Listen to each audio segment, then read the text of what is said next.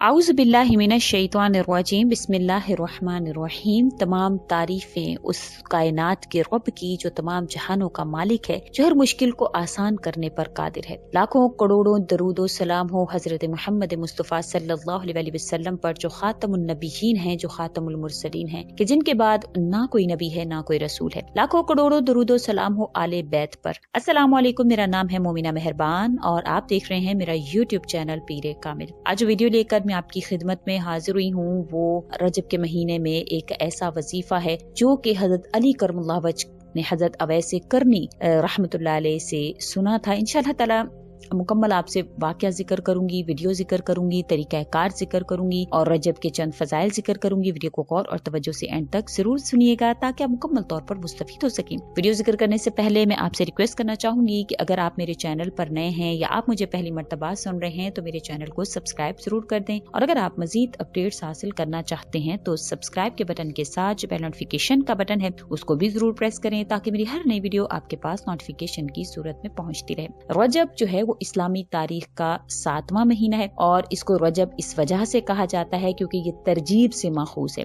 ترجیب کے معنی ہے تعظیم۔ اہل عرب اس مہینہ کو اللہ تعالیٰ کا مہینہ کہتے تھے اور اس کی تعظیم کرتے تھے، اس لیے اس کو رجب کے نام سے موسوم کیا گیا ہے۔ رجب کے مہینہ کو اسم یعنی کہ بہرا بھی کہا جاتا ہے کیونکہ اس میں کسی بھی فریادی کی آواز نہیں سنی جاتی تھی، اس کی تعظیم کی جاتی تھی۔ رجب میں بہت سے واقعات پیش آئے ہیں جن میں سے چند میں آپ سے ذکر کرنا چاہوں گی۔ اس کی جو پہلی تاریخ میں سیدنا نوح علیہ الصلوۃ والسلام اپنی جماعت سمیت جو ہے وہ کشتی میں سوار ہوئے تھے۔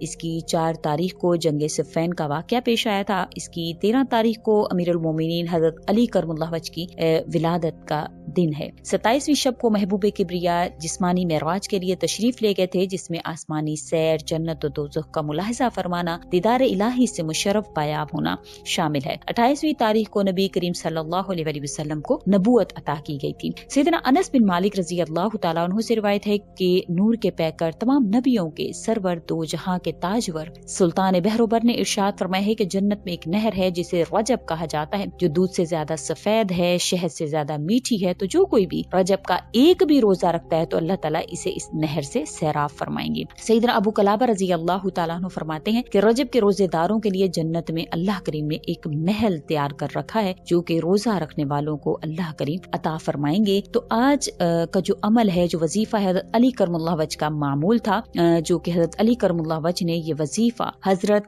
اویس کرنی رضی اللہ تعالی عنہ سے اس کو سنا تھا۔ تو آپ نے ضرور اس عمل کو کرنا ہے کیونکہ رجب کے پورے مہینے میں اللہ کریم نے بہت زیادہ برکت جو ہے وہ نازل فرمائی ہے۔ حضرت عائشہ صدیقہ رضی اللہ تعالی عنہا سے مروی ہے، نبی کریم صلی اللہ علیہ وسلم نے ارشاد فرمایا ہے کہ جو کوئی بھی رجب کے مہینہ میں ایک مرتبہ سورۃ الیاسین پڑھتا ہے تو اللہ تعالیٰ اس کے 50 سال کے گناہوں کو معاف فرما دیں گے اور قبر کے عذاب سے اس کو نجات عطا فرمائیں گے۔ بہت ہی آسان عمل، بہت ہی خوبصورت۔ پورے مہینے میں صرف اور صرف ایک مرتبہ اگر آپ سورۃ الیاسین پڑھتے ہیں تو اللہ تعالیٰ آپ پر مہربان ہو جاتے ہیں، آپ کی تمام تر پریشانیوں کو ختم فرما دیتے ہیں۔ اس میں بہت زیادہ فضیلت آئی ہے، روزوں کے حوالے سے، نوافل کے حوالے سے، عبادات کے حوالے سے۔ اسی کے مطابق جو ہے حضرت علی کرم اللہ وجہ کے حوالے سے فرمایا جاتا ہے کہ اگر آپ کی کوئی حاجت پوری نہ ہوتی ہو، ہر قسم کی آپ اس سے نا امید ہو چکے ہوں، تو آپ کو چاہیے کہ حضرت علی کرم اللہ وجہ کی یہ جو طریقہ کار ہے عبادت کا، جو رجب کے مہینے کے حوالے سے ہر جائز حاجت کو پوری کروانے کے حوالے سے حضرت علی کرم اللہ وجہ نے حضرت خواجہ اویس کرنی رضی اللہ تعالیٰ عنہ سے سنا تھا، وہ میں آپ سے ذکر کرنے جا رہی ہوں کہ جو کوئی بھی یہ چاہے کہ اس کی ہر جائز حاجت پوری ہو جائے تو وہ رجب کے مہینہ میں یہ عمل ضرور کرے جو حضرت علی رضی اللہ تعالیٰ عنہ نے حضرت خواجہ اویس کرنی رضی اللہ تعالیٰ عنہ سے سنا تھا، جو تیسری اور چوتھی، پانچویں اور ایک روایت کے مطابق 13ویں، 14ویں، 15ویں اور ایک روایت کے مطابق 23ویں، 24ویں، 25ویں تاریخ کو اور ایک روایت کے مطابق پورے مہینہ میں کسی بھی دن اگر کوئی انسان غسل کرے اور پھر اس کے بعد جو ہے بغیر کسی سے کلام کیے اگر روزہ رکھ لے تو اور بھی زیادہ بہتر ہے۔ بغیر کسی سے کلام کیے زوال سے قبل یعنی کہ ایسے اوقات میں نماز ادا کرے جو کہ زوال سے پہلے ہو، 4 رکعات کر کے یعنی کہ 8 رکعات نفل ادا کرے، اور اس میں جو جس طرح سے بھی ادا سورۃ الفاتحہ کے بعد جو کوئی بھی سورت یاد ہو اس کو پڑھے، اور سلام پھیرنے کے بعد یہ جو تسبیح ہے لا الہ الا اللہ الملک الحق المبین لیس کمثلہ شیء وہو السمیع البصیر کبیر یہ جو تسبیح ہے اس کو 70 مرتبہ پڑھے. پھر اس کے بعد جب دوسری 4 رکعت پڑھے تو اس میں سورۃ الفاتحہ کے بعد 3 مرتبہ سورۃ النصر پڑھے، یعنی کہ اذا جاء نصر اللہ والفتح پڑھے. پھر اس کے سلام پھیرنے کے بعد 70 مرتبہ انک اقوی معین واہدی دلیل بحق ایاک نعبد وایاک نستعین پڑھے. پھر اس کے بعد جب یہ 8 رکعت ادا ہو جائیں تو وہیں پر بیٹھ کر 70 مرتبہ سورہ الم نشرح پڑھے، اور اس کے بعد اپنا داہنا ہاتھ سینے پر رکھ کر جو ہے وہ سورہ الم نشرح پڑھے. پھر اس کے بعد ہاتھ کو جو ہے وہ ہٹا کر سجدہ کرے. سجدے کی حالت میں جو بھی اس کی دعا ہو وہ اللہ تعالیٰ سے مانگ لے، انشاءاللہ تعالیٰ اللہ تعالیٰ اس کی دعا کو ضرور قبول فرماتے ہیں. یہ طریقہ کار جو ہے حضرت علی کرم اللہ وجہ نے حضرت اویس کرنی رضی اللہ تعالیٰ عنہ سے سنا تھا. یہ پورے مہینے میں آپ کسی بھی روز کر سکتے ہیں، کسی ایک دن بھی کر سکتے ہیں، روزانہ کرنا چاہیں تو روزانہ بھی کر سکتے ہیں، کیونکہ مومن تو یہ کوشش کرتا ہے کہ اس کا ہر دن عبادت میں گزرے، اس طرح سے گزرے کہ اللہ تعالیٰ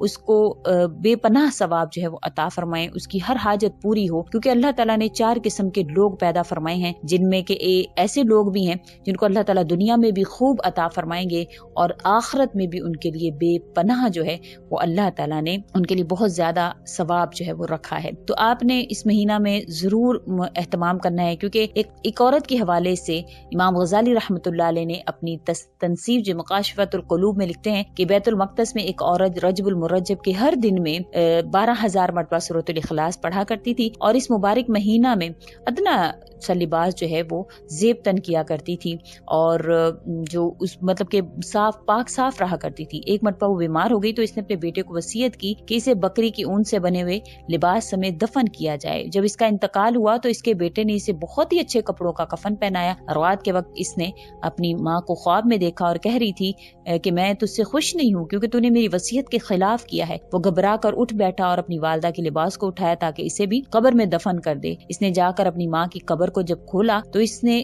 قبر میں کچھ بھی نہیں ملا. وہ بہت حیران ہوا. اس وقت اس نے ایک آواز سنی کہ کیا تجھے معلوم نہیں ہے جس نے رجب میں ہماری اطاعت کی اسے ہم تنہا اور اکیلا نہیں چھوڑتے. یہ واقعہ جو ہے وہ امام غزالی رحمۃ اللہ علیہ کی تنصیف مکاشفۃ القلوب کا میں نے آپ سے ذکر کیا ہے. تو آپ نے ضرور جو ہے وہ نوافل کا اہتمام کرنا ہے، دعاؤں کا اہتمام کرنا ہے. کچھ لوگ اس میں زیادہ سے زیادہ سورۃ الاخلاص پڑھتے ہیں، کچھ تسبیحات کا اہتمام کرتے ہیں. تو آپ نے ضرور انشاءاللہ تعالی آپ نے پڑھنا ہے، کیونکہ نبی کریم صلی اللہ علیہ وسلم کا بھی یہ معمول رہا ہے کہ آپ صلی اللہ علیہ وسلم اثر تک دعاؤں میں مشغول رہتے تھے، اور اسی طرح سے 50 مرتبہ تک سورۃ الاخلاص کا اہتمام بھی کرتے تھے. تو آپ یہ اگر پڑھنا چاہیں تو آپ اس میں پڑھ سکتے ہیں، اور جو آپ سے اعمال ذکر کیے گئے ہیں حضرت علی کرم اللہ وجہ والے وہ بھی آپ کر سکتے ہیں روزانہ کی بنیاد پر. تو امید کرتی ہوں آپ کو میری ویڈیو اچھی لگی ہوگی. اگر اچھی لگی ہے تو لائک کریں، شیئر کریں، اور میرے چینل کو سبسکرائب بھی ضرور کر دیں. اسی کے ساتھ اجازت چاہوں گی. وآخر دعوانا ان الحمد للہ رب العالمین. اللہ حافظ.